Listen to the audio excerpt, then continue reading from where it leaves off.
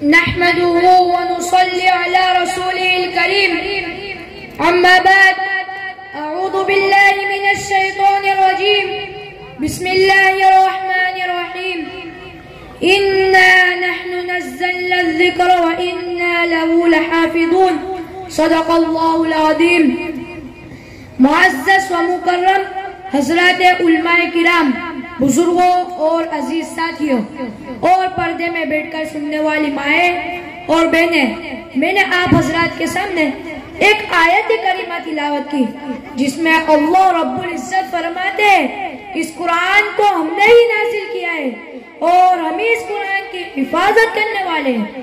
محترم حضرات علماء کرام نے قرآن کریم کے 55 صفاتی نام گنوائے.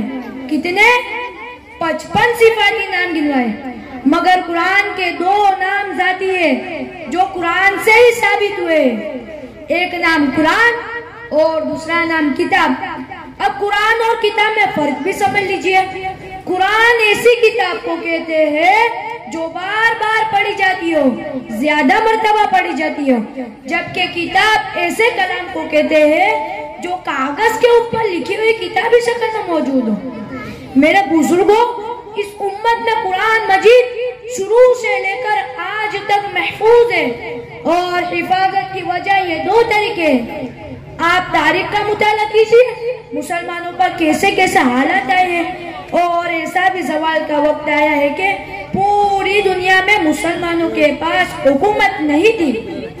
تاتاری فتنے کے دوران بغداد کے اندر ایک دن میں 2 لاکھ سے زیادہ مسلمانوں کو قتل کیا گیا.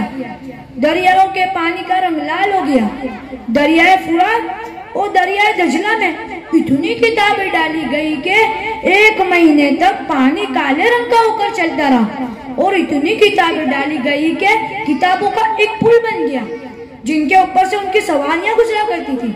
دریاؤں میں کتابوں کا پل بن جانا کوئی چھوٹی سی بات تو نہیں تھی. آپ ہی سوچئے کتنی کتابیں ڈالی گئی ہوگی. اس دوران کفاروں نے بڑی کوشش کی کہ مسلمانوں سے ان کی کتاب قرآن مجید کو چھین لیا جائے، لیکن وہ یہ دیکھ کر حیران ہوئے کہ کاغذ پر لکھی ہوئی کتابوں کو انہوں نے دریا میں ڈال دیا. مگر 7 سال کا ایک بچہ جو ان کے سامنے کھڑا ہے، اس نے قرآن مجید کو بسم اللہ سے شروع کیا اور والناس تک پڑھتا چلا گیا. اب ان کو پریشانی ہوئی کہ بچے کے سینے سے قرآن مجید کو کیسے نکالے. بادشاہ ہارون رشید کے زمانے میں ایک 5 سال کے بچے کو پیش کیا گیا اور بتایا گیا بچہ حافظ قرآن ہے. بادشاہ ہارون رشید بھی حافظ قرآن تھے. انہوں نے بھی اپنے شوق کا اظہار فرمایا اور بچے سے 5 الگ الگ جگہ سے سوال قرآن سنا اور بچے نے صحیح سنا دیا. میرے بزرگوں اور ساتھیوں، کتابوں میں سینکڑوں واقعات موجود ہیں کہ کیسے کیسے لوگ دنیا میں موجود ہیں جن کو قرآن سے اتنا لگاؤ ہوتا ہے کہ 24 گھنٹے قرآن میں مشغول اور مصروف رہتے ہیں، اور ہمارا حال ہے کہ ہم 24 گھنٹے قرآن سے دور رہتے ہیں. بڑے ہی افسوس کی بات ہے، بڑے ہی افسوس کے ساتھ کہنا پڑ رہا ہے وہ معزز تھے زمانے میں صاحب قرآن ہو کر، وہ معزز تھے زمانے میں صاحب قرآن ہو کر، ہم ذلیل و خوار ہوئے تارک قرآن ہو کر. یہ اللہ رب العزت کا اتنا بڑا کرم ہے کہ اس نے اس امت میں اسی طرح کے بچے پیدا کر دیے. یہ خدائی فوج ہے، یہ حزب الرحمان ہے. اسی لیے فرمایا گیا ہم نے ان لوگوں کو کتاب کا وارث بتا دیا جو ہمارے چنے ہوئے بندے تھے، جو ہمارے پیارے تھے، جو بڑے لاڈلے تھے. یہ قرآن پاک کے حافظ بچے اللہ کے فوجی ہیں اور اسی سعادت میں ہمارے حفاظ بھی ہیں جو آج حفظ قرآن کی دولت سے مالا مال ہو رہے ہیں. اللہ تعالیٰ یہ سعادت ہمیں بھی اور پوری امت کو عطا فرمائے، آمین. آپ صلی اللہ علیہ وسلم نے ارشاد فرمایا ہے کہ حافظ قرآن کو قیامت کے دن کہا جائے گا قرآن پڑھتا جا اور قرآن پڑھتا جا اور جنت کے درجوں پر چڑھتا جا. اور ٹھہر ٹھہر کر پڑھ جیسے تو دنیا میں ٹھہر ٹھہر کر پڑھا کرتا تھا. بس تیرا مقام اور ٹھکانہ وہی ہے جہاں آخری آیت پر پہنچے. حضرت انس رضی اللہ عنہ سے روایت ہے کہ جو شخص اپنے بیٹے کو حفظ کرائے اس کو قیامت کے دن 14ویں رات کے چاند کی طرح اٹھایا جائے گا اور اس کے بیٹے سے کہا جائے گا قرآن پڑھنا شروع کر. جب بیٹا ایک آیت پڑھے گا تو باپ کا ایک درجہ بلند کیا جائے گا حتیٰ کہ اسی طرح تمام قرآن آیت مکمل ہوگی. اللہ اکبر. اور ایک حدیث میں آیا ہے جو شخص قرآن پڑھے اور اس پر عمل کرے اس کے والدین کو قیامت کے دن ایک تاج پہنایا جائے گا جس کی روشنی آفتاب کی روشنی سے بھی بہت زیادہ ہوگی.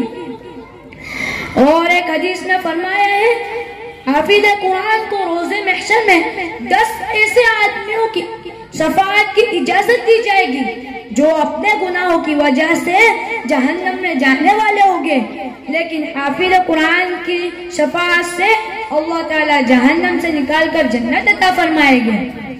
اس وقت کتنا بڑا گھمنڈی آئے گا، اس وقت کتنی بڑی مصیبت کٹ جائے گی. اس وقت بندہ افسوس کرے گا کہ کاش میرے سارے بچے حافظ قرآن ہوتے. محترم حضرات، جن لوگوں نے اپنے بچوں کو دنیا کا علم تو پڑھایا لیکن اسلامی تعلیم سے دور رکھا، وہ حسرت اور افسوس کے ساتھ ہاتھ ملیں گے کہ کاش ہم نے بیٹا یا بیٹی کو حافظ قرآن بنایا ہوتا. لیکن آج وقت ہے کہ ان کو حافظ بنانے کا. ارے بھائی، ہم کا منع کرتے ہیں کہ ان کو انگریزی اسکولوں میں مت بھیجو، ان کو کالجوں میں مت پڑھاؤ. بس ہم تو اتنا ہی کہتے ہیں کہ ان کو پہلے مسلمان بناؤ. کتاب میں ایک واقعہ موجود ہے کہ ایک باپ نے اپنے بچے کو PhD ڈاکٹر بنایا اور اسلامی تعلیم سے قرہ رکھا. باپ کے انتقال کے وقت وہ ڈاکٹر صاحب بہت رو رہے تھے. وجہ پوچھی گئی تو بتایا گیا میں ڈاکٹر تو بن گیا لیکن اسلامی تعلیم سے اتنا دور رہا کہ اپنے سگے باپ کی نماز جنازہ نہیں پڑھا سکا. بس آخر میں دعا کرنا چاہتا ہوں اللہ تعالیٰ ہمیں صحیح سمجھ عطا فرمائے اور یہ سعادت اور دولت ہمیں بھی عطا فرمائے. آمین یا رب العالمین. وما علیک الا البلاغ. ماشاءاللہ، بہت خوب.